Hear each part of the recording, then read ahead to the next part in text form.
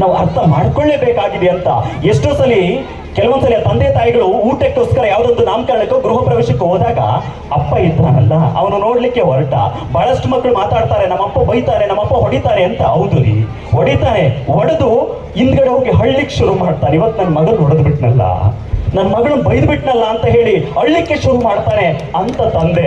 ನೋಡ್ಲಿಕ್ಕೆ ಹೊರಟ ಒಳಗಡೆ ಬಹಳ ಪ್ರೀತಿ ಇರುತ್ತೆ. ಎಷ್ಟೋ ಸಲ ಮದುವೆಗೆ ಹೋದ್ರೆ, ನಾಮಕರಣಕ್ಕೆ ಹೋದ್ರೆ, ಗೃಹ ಪ್ರವೇಶಕ್ಕೆ ಹೋದ್ರೆ ಊಟದ ಸಾಲಲ್ಲಿ ಕೂತ್ಕೊಂಡಾಗ ಊಟದಲ್ಲಿ ಹಾಕೊಂಡು ಹೋಗ್ತಾರೆ ಒಂದಷ್ಟು ಮೈಸೂರು ಪಾಕು, ಒಂದಷ್ಟು ಖಾರ, ಬೂಂದಿ, ಇನ್ನೊಂದು ಹಾಕೊಂಡು ಹೋಗ್ಬೇಕಾದಾಗ ಅಪ್ಪ ನಿಧಾನಕ್ಕೊಂದು ಚೀಲ ಓಪನ್ ಮಾಡ್ತಾನೆ. ಚೀಲನೋ ಟವೆಲ್ ಓಪನ್ ಮಾಡಿ ಆ ಕಡೆ ಈ ಕಡೆ ತಿರುಗ್ತಾನೆ. ಒಂದು ಮೈಸೂರು ಪಾಕ್ ನಿಧಾನಕ್ಕೆ ಹಾಕತ್ತಾನೆ, ಆ ಕಡೆ ಈ ಕಡೆ ತಿರುಗ್ತಾನೆ. ಒಂದಷ್ಟು ಬಾದುಷ ನಿಧಾನಕ್ಕೆ ಹಾಕೊಳ್ತಾನೆ.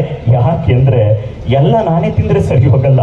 ನನ್ನ ಮಗಳು ಕಾಲೇಜ್ ಮುಗಿಸ್ಕೊಂಡು ಬರ್ತಿದ್ದಾಳೆ, ನನ್ನ ಮಗ ಸ್ಕೂಲ್ ಮುಗಿಸ್ಕೊಂಡು ಬರ್ತಿದ್ದಾನೆ, ಅದೇ ನನ್ನ ಹೆಂಡತಿ ಕೊಡ್ಬೇಕು, ನನ್ನ ಮಕ್ಕಳು ಕೊಡ್ಬೇಕು ಅಂತ ಅದನ್ನ ಬಚ್ಚಿಟ್ಕೊಂಡು ಬರ್ತಾನಲ್ಲ, ಅಂತಹ ನಿಸ್ವಾರ್ಥ ಜೀವಿ ನಮ್ಮ ತಂದೆಯನ್ನ ಪಡ್ಕೊಂಡಿದ್ದೀವಿ ಅಂತ ನಾವು ಹೆಮ್ಮೆಯಿಂದ ಮಾತಾಡ್ಬೇಕು ಅಂತ ನಾನು ಹೇಳ್ತೀನಿ. ಘಂಟಾಘೋಷವಾಗಿ ಮಾತಾಡ್ಬೇಕು ಅಂತ ನಾನು ಮಾತಾಡ್ತಾ ಇದ್ದೀನಿ. ಇವತ್ತು ಅದೆಷ್ಟೋ ತಾಯಂದ್ರು ಹೊಲಗಳಲ್ಲಿ, ತೋಟಗಳಲ್ಲಿ ಕಳೆ ತೆಗಿಬೇಕಾದಾಗ ಅಲ್ಲೊಂದಷ್ಟು ಏನಾದ್ರೂ ಒಂದಷ್ಟು ಬೋಂಡನೋ, ಬಜ್ಜಿನೋ, ಕೇಸರಿ ಬಾತ ಕೊಟ್ರೆ ಗಬ ಗಬ ಅಂತ ತಿನ್ನಲ್ಲ. ಎಷ್ಟೋ ತಾಯಂದ್ರು ನೋಡಿದ್ದೀನಿ, ಸೀರೆ ಸೆರಗನ್ನ ಬಿಚ್ಚುತ್ತಾರೆ, ಒಂದು ಎಲೆನ ಇಟ್ಕೊಳ್ತಾಳೆ, ಅಂದ್ರೆ ಎಲ್ಲ ಸುತ್ಕೊಂಡು ಬಿಗೆ ಕಟ್ಕೊಂಡು ಸೊಂಟೆಗೆ ಸಿಕ್ಕೊಂಡು ಓಡ್ ಬರ್ತಾಳೆ. ಯಾಕೆಂದ್ರೆ ನನ್ನ ಮಗಳು ಸ್ಕೂಲಿಂದ ಬರ್ತಿದ್ದಾಳೆ, ನನ್ನ ಮಗ ಕಾಲೇಜಿಂದ ಬರ್ತಿದ್ದಾನೆ, ಮಗನ ಕೊಡೋಣ ಅಂತ. ಅದು ಕಣ ನಿಸ್ವಾರ್ಥ ಜೀವಿಗಳು.